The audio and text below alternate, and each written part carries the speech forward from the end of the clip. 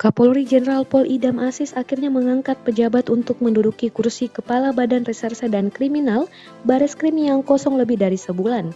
Kapolri mengangkat Kepala Divisi Profesi dan Pengamanan Kadif Propam Polri Irjen Pol Listio Sigit Prabowo menjadi Kabareskrim.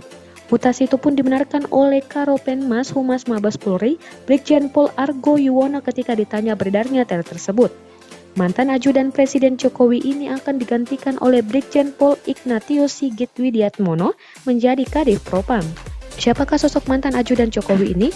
Sigit adalah mantan ajudan Presiden Joko Widodo pada 2014 lalu. Irjen Sigit lahir pada 5 Mei 1969 dan merupakan jebolan Akademi Kepolisian pada tahun 1991.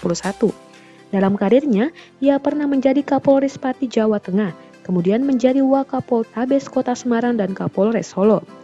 Jabatan Asubdit 2 Direktorat Tipdun Bareskrim Polri, Sigit emban pada tahun 2012. Sigit ditugaskan sebagai Direktur Reserse Kriminal Umum Reskrimum Polda Sulawesi Tenggara pada Mei 2013. Setelah itu Sigit menjabat ajudan Presiden Joko Widodo sejak awal pemerintahan 2014 atau sekitar 2 tahun. Usai menjadi ajudan Presiden Jokowi, Sigit dipromosikan menjadi Kepala Polda Banten.